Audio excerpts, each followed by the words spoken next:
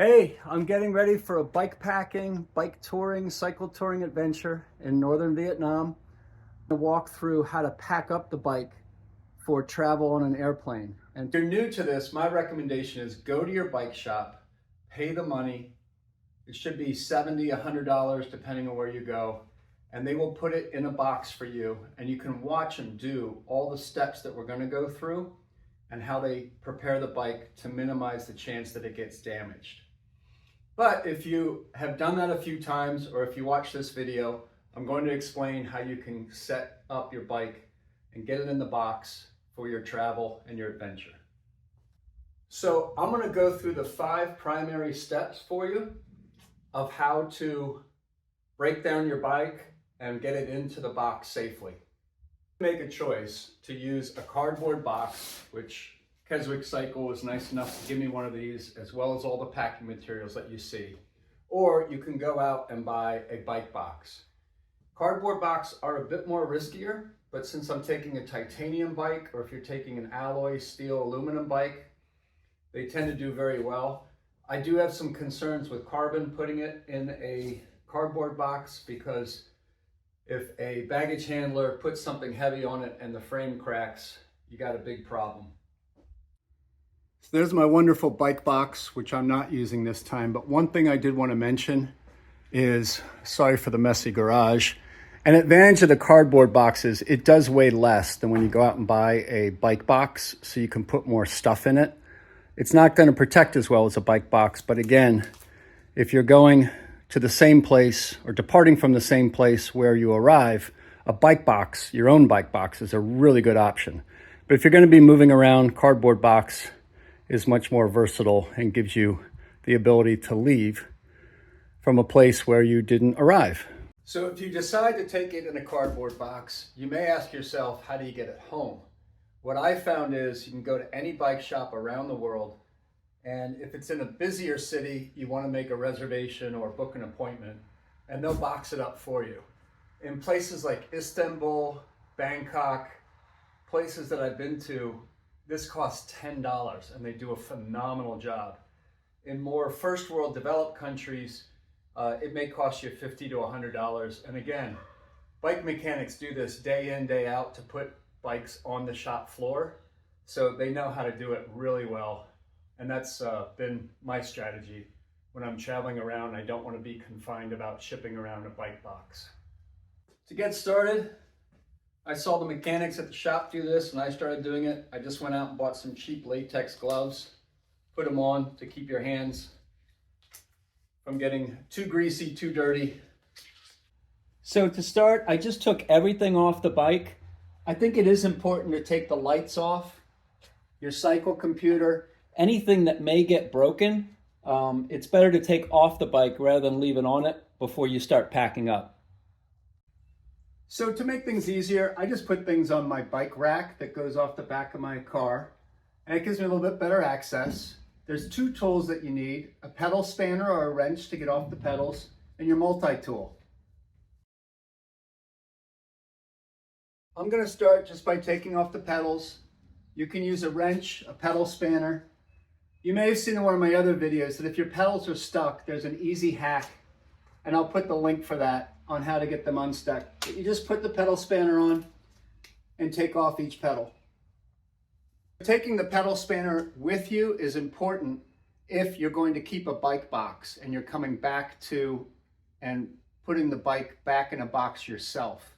Then that way you can get the pedals off in case they've really tightened before you pack up your own box.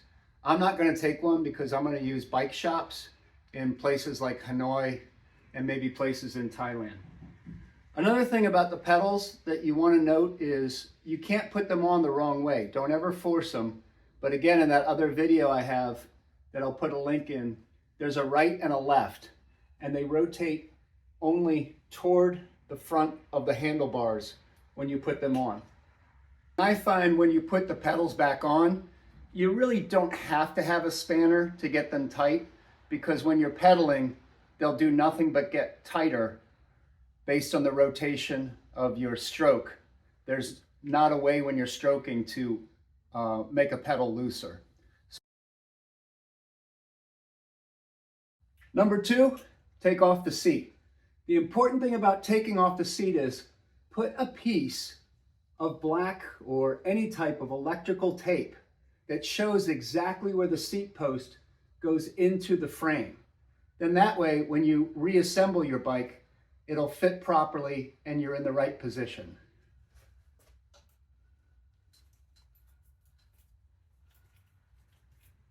When you redo the seat, make sure you don't over tighten, as you don't want to crack the seat post,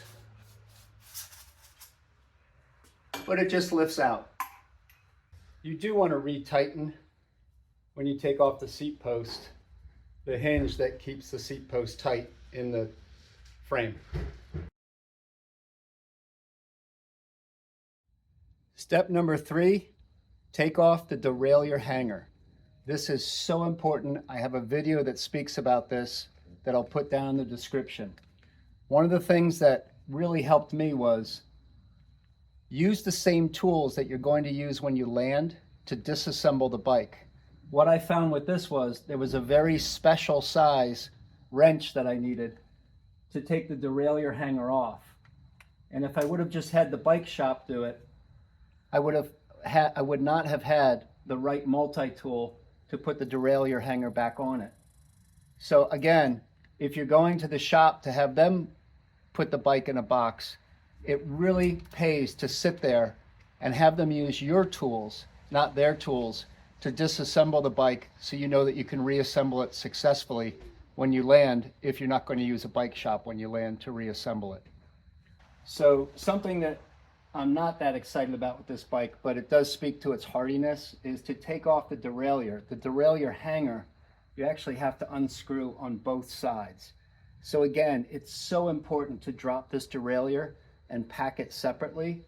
The bikes are designed that when they get pressure from the side and the back, that the derailleur hanger is what breaks, so that the more expensive component of the derailleur and your frame and other things hopefully don't break, just the hanger breaks.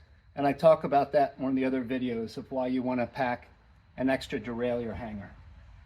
So I'm going to take this off from the inside and the outside.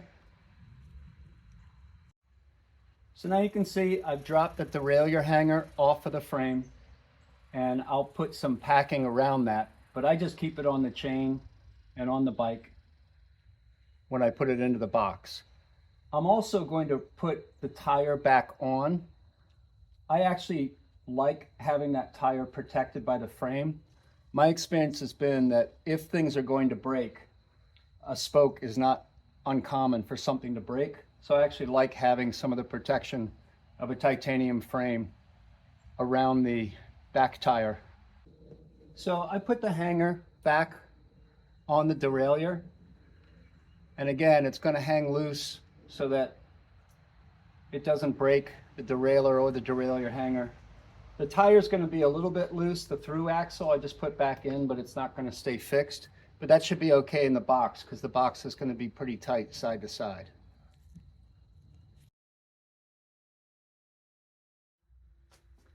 So we've taken off the seat, the pedals, the derailleur, and now we're just going to take off the front tire.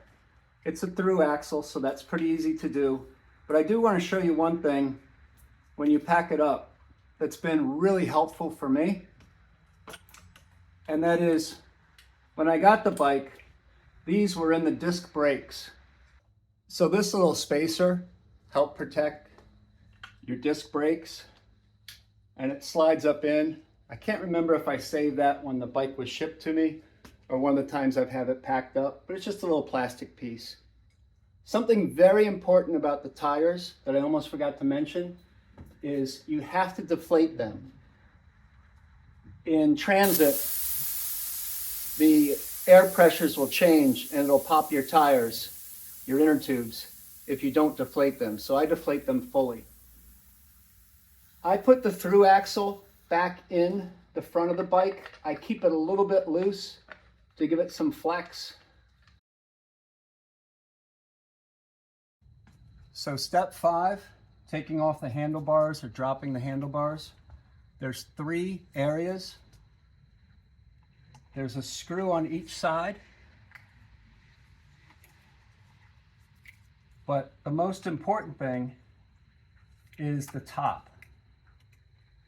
When you're taking off and putting on the top, you want to be sure not to over tighten when you put it back on. If you crack that when you put it back on, it's a big problem. But this one, there's just a little cap there, and then you put the Allen wrench in, loosen it up. After I drop these handlebars, I'm going to put this back in gently so that I don't lose it. So you just pull up the handlebars, and then I like to put them so that at least some part of it is protected by the frame. Maybe even through the fork this time. Yeah, I like that. So putting back on,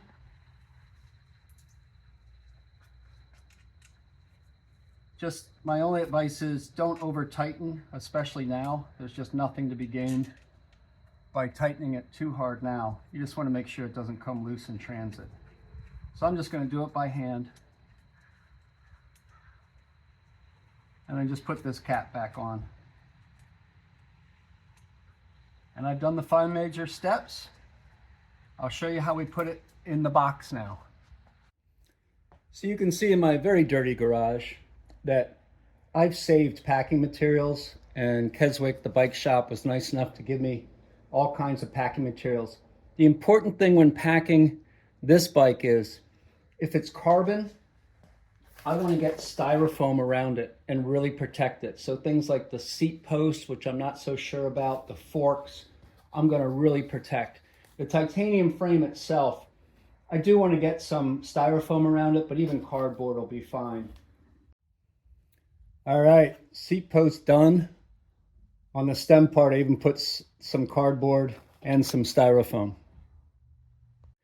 I would advise you, I made a mistake one time and took the saddle off. I thought I was being smart, and then getting the proper saddle placement back, I didn't make the right measurement. So if you're going to detach the saddle from the post, make sure that you put marks where you're going to put it back on so that you have a proper fitting.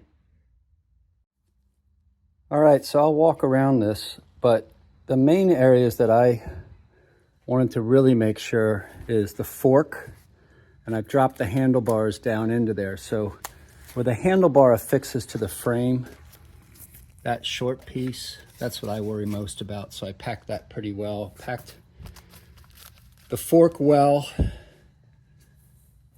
Picasso is not in trouble, nor the folks at UPS, but the other areas that I focus on a lot are back near all of the gearing and the braking in the back part of the bike. And I cannot stress enough, you can see I packed in bubble wrap the derailleur. And I'm gonna put it in the box now. So it's slid in the box and it feels snug. There's just a little bit of wiggle room back and forth, that's probably good. I'm keeping the top tube bag on. It's fixed with rivets, and I figure it'll just be easier. I'm gonna start stuffing the wheel and all kinds of packing material wherever I can, bike helmet and some other things that I think will be light and also help absorb some shock should the bike be thrown around during travel. So there you can see it with the tire. I put the seat all the way down at the bottom, and the pedals I wrapped up in some bubble wrap. What I'm trying to avoid is pressure on the spokes from the side. I've had friends whose spokes have broken in transit, and I'm trying to do the same here. This looks like the tightest part, so they were nice enough to give me a plastic piece. My experience is that the axles will poke through the cardboard, so you want to see if you can prevent that. If it happens, the axles side to side are actually pretty durable. It's the spokes that tend to break. So now I put in my Junction bags that hold the water bottles. I put in the water bottles. Again, just making sure wherever I put them that they're not stressing against the bike. I got my helmet to fit down in the triangle of the main frame of the bicycle. I'm actually going to try and put my frame bag, which has nothing but bicycle clothes, in here and see if it's still below the weight limit. Hopefully that'll be good packing material as well.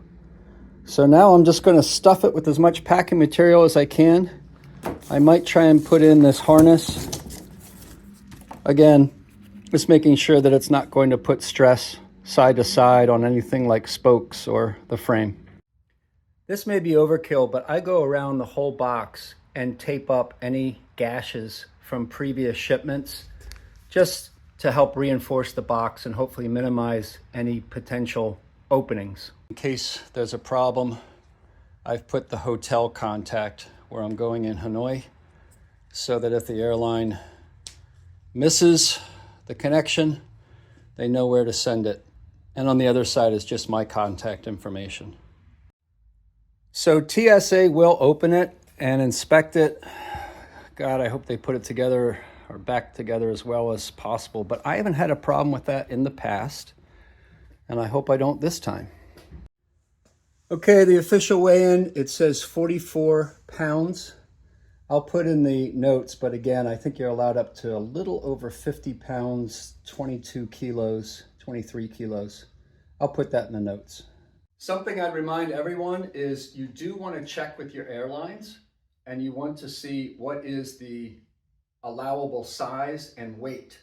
Usually it's about 50 pounds, and if you keep it under 50 pounds and the dimensions that they ask for, it will just count as a normal piece of luggage, and you'll avoid spending hundreds of dollars to fly the bike with you or ship it in advance. That's the way I've traveled, and it's worked really well.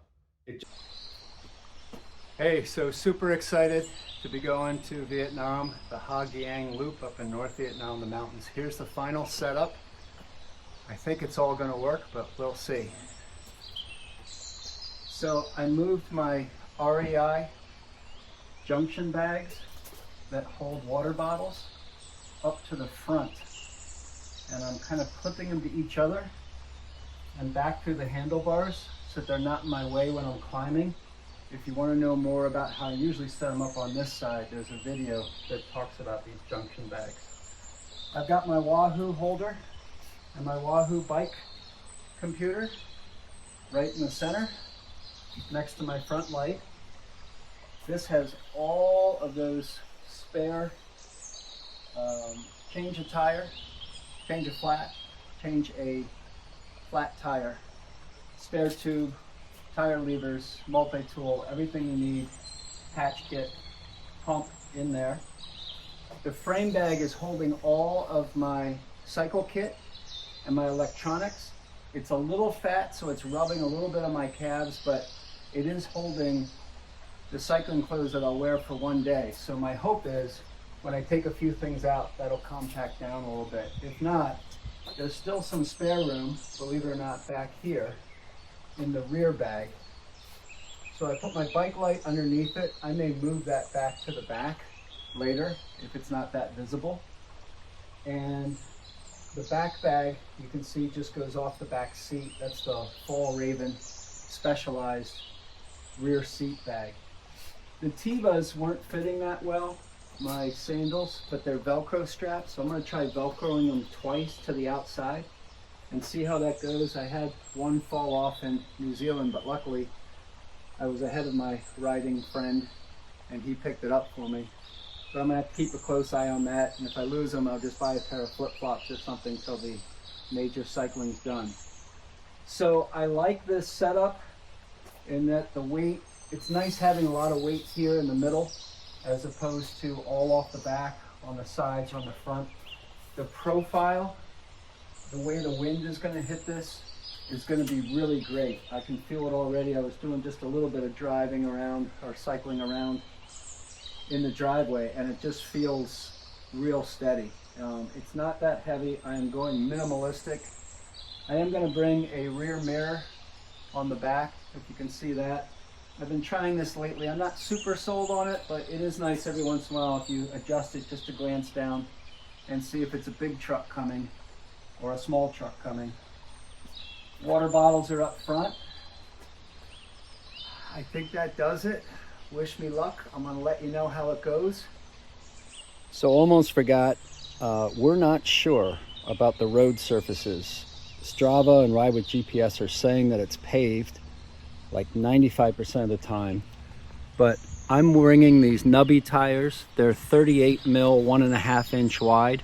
I'm doing 650s just for a little bit more of the adventurous. Those are Maximus tires in the front. 1.5 inch, 38 millimeter, 650s. And it's an all-terrain type of tire. You can see the nubs. It's pretty condensed in the middle to roll better on the roads, and then not as much on the sides so that it grabs if you get into some mud or something.